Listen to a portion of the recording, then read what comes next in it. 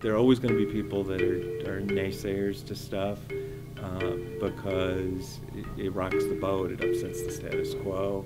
Right? How do we know that you're actually doing something meaningful? One teacher said, it's ridiculous to think that kids can be trusted to learn on their own. Like, verbatim. 10, 11, 12 of you all going to sit in a room and hang out. There are members of the faculty, and I would imagine there are other students and maybe members of the community who have some reservations about that.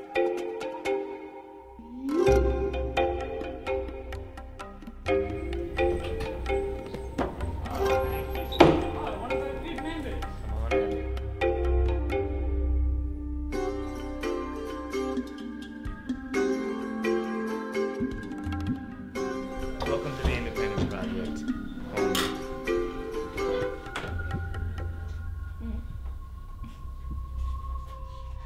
There was a breaking point for me where it seemed like everyone around me was unhappy. And, you know, I realized that my friends were spending 6 hours a day, 180 days a year, just not being happy. And that just doesn't make any sense to me. There came that point where I just came home one time last year and I was just complaining to my mom. I can't watch everyone be unhappy. I can't watch everyone just study stuff that means nothing to them. And so my mom was like, oh, why don't you start your own school? And I laughed. And then I don't know, kind of we're sitting at the dinner table and then I was like, all right, maybe I will. So the biggest plus of the public education system is that it's public. It's for everybody. And that it has as its goal two really great things, that it wants to offer education to every kind of person from every background with every level of economic need, and that it has as its goal to create an enlightened society. The foundation of a strong democracy, right? So it's a chance for people from all different backgrounds to come together and learn together and engage in meaningful ideas and grow from that. And when schools and districts get that right, it's tremendously powerful. And when schools or districts get it wrong, it's really enfeebling and horrible. It's not as if they intend to do that. It's not as if there's some sinister group of educational leaders who are intent on making American education intellectually and existentially, numbing. It's just the nature of large bureaucracies and large institutions. So we all come together and we offer this public education for all of our citizens, and there's a tendency to drive everything to kind of a point of mediocrity. I think a really big problem is that there's a large population of teachers who aren't inspiring students and who aren't kind of pushing students to be creative and to take initiative with their own education and to read and write and ask questions because they're actually curious about things. You can't glean knowledge off of a set of facts. You can't become wise by looking at a set of math relationships or equations just because you're told to. Knowledge isn't memorization, it's kind of more of an exploration of facts. Really important things that students learn is how to be more independent. And when everyone has the same thing that they have to do, it's really hard to feel like you're being allowed to be independent. Even if you're given lots of opportunities to do it, there's still all these kind of boundaries about inside here you can be as independent as you want. It just doesn't help anyone because you're trying to put them in boxes, and humans just don't fit in boxes very well. No one does. When it comes to a decision where I'm sitting at home and I have on one side of my table a stack of trigonometry homework, and on the other side of the table, some tapes like this that I want to upload and make a movie out of, I'm stuck with a decision where I either push aside my creativity to struggle on something I simply just don't care about, or I go with my creativity and I do awful in school. The real world isn't stocked full of textbooks and worksheets. How can you teach someone about the world when you're isolating them from the world? You can't achieve the broader goals of making people into readers, making people love ideas, love conversation, love knowledge, want to get good at things if you don't make school a place where kids want to be. Green Sally down, last done start, gotta tell the ground. Green Sally up, Green Sally down, last done start, gotta tell the ground. Green Sally up, Green Sally. I came in with this plan, this idea of how it would all go. And we were going to spend half our day doing these things called individual endeavors. Or you do the same thing for the whole semester and it'd be a really big project, like, you know, building a boat or recording an album or something. And we'd spend half our day, in the mornings, that would be the afternoons, in the mornings we'd do academics. We would ask a question each week in the social sciences and in the natural sciences. And you would pick the question, and the group would help you refine that question, and then you'd spend the week exploring the answer and then teach about it on Friday.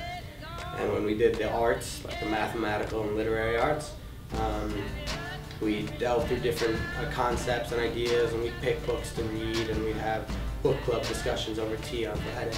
Being able to go up monuments and take leaf samples, take soil samples, and test the pH, and see if plants at the bottom grew differently from plants at the top, and look at for me, climate change through nitrogen fixation of native species versus invasive species, just right in the immediate area, and it just became so much more profoundly personal.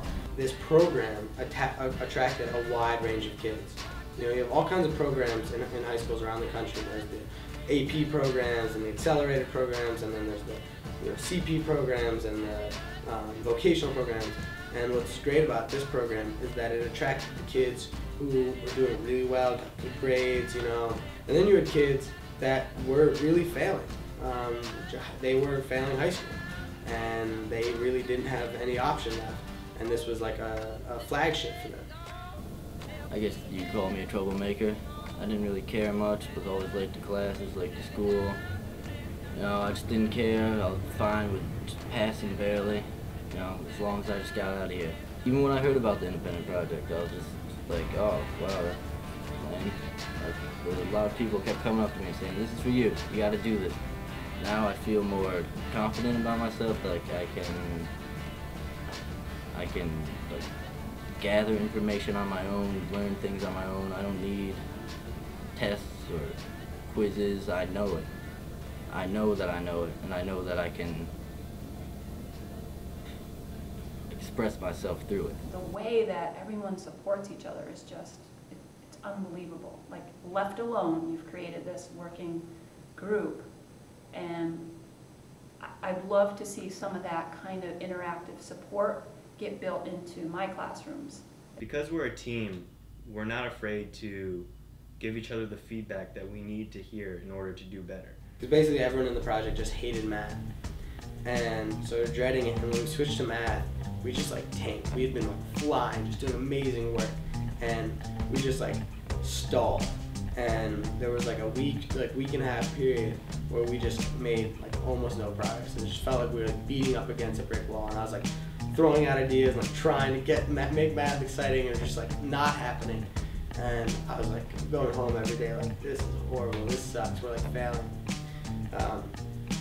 And then there was this point, and it wasn't any trick. I didn't do anything. It was just this moment, this period where things just started to turn around, and each person started to find stuff they were interested in. Sergio started finding the math of poker, and other people were doing. Peter was doing infinity and the prisoner's dilemma, and it was just things were changing. And by the end of the math, everyone was doing their own math research and talking to me about it and coming to me with ideas and teaching each other about it. I didn't consider myself to be good at science. I didn't consider myself to be good at math, and I didn't care about history. And then throughout this, I've just been really engaged. I did a week studying Stephen Hawking. That's not something I would have ever thought I would do, and it was fascinating. The independent project works because students end up doing so much work and so many creative things. But with that freedom comes a great deal of responsibility, and that responsibility is to uphold your commitment to do that research, to ask appropriate questions, to improve on your question asking, to making sure that your methods of research are accurate and appropriate. and to be able to share that information, present that information in the various different forms. What I see that I find most sort of exciting and striking and most different from what I see the rest of the time in the school is that you have a sense of agency. You each feel that you're there willingly, that you want to be there, even when you're struggling, that you are in charge of what you're going to do, that you're making decisions about what to learn and how to learn, and that changes the way you act. I hear it in what you say, I hear it in how you carry yourselves, I hear it in what you do, and I hear it in the stories about how you handle obstacles, how you make decisions about what to work on and what to do. And so often, in this school and in other schools, I see kids who look like they're being sort of passed through the system. I have to get to this period, I hear this bell, now someone put out this work for me to do, I'm going to get through this. So they're getting through. I'm not talking about kids who are dropping out even or rebelling, but even successful kids are sort of being pushed along a conveyor belt. And what I see when I'm looking at the Independent Project are kids who are moving themselves into and out of experiences. I learned all about different dimensions and black holes and toruses and Mobius strips, and it was just something I thought I could never see myself doing, but I just managed to barely grasp it. Like 3 weeks into the Independent Project, this thirst for knowledge has come up, and it's just simply, I notice in my train of thought, like a subject comes up that I don't know about, instead of glossing over that and going on to something else, I truly find myself wondering, like, what is that about? Like, I could learn about that. And in that way, you're finding questions in everything.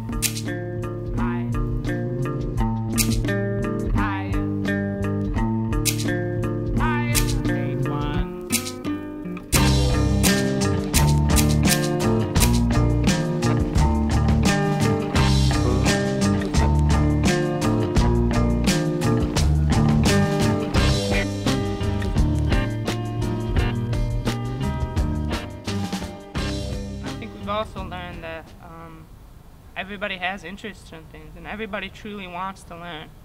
This isn't a pilot to me, this is real, you know? This is real school, so this is actual learning. So I mean, I think the real opportunity there is for the adults to get out of the way, and that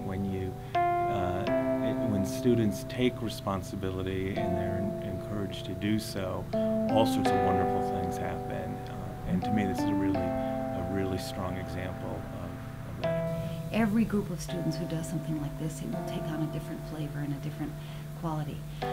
What's amazing to me is that this doesn't involve hiring a lot of fancy people or implementing a lot of fancy new programs. The potential for this is right there within the walls of every single school. We learned how to learn, we learned how to teach, and we learned how to work. We learned how to learn in the sense that we learned how to ask questions and explore the answers using different methods like the scientific method or different resources. We learned how to teach in the sense that we learned how to take what we learned and share it with other people, not just because we had to, because we had a presentation, but because it was our responsibility to make sure everyone else in the group benefited from our work. And we learned how to work in the sense that we learned how to use different resources and go to different people and use different methods and push each other and be pushed and criticize and be criticized to produce the best work and learn as much as we possibly could. I see it as the only way to dramatically change our high school education in this country is to make kids feel in charge of their own education, to make them not just the recipients, but the authors of their own educational experience. And it's ridiculous for us to have thought that kids between the ages of 14 and 18 weren't capable of that. You are. So I think this has enormous potential, and what you need to do is make it contagious.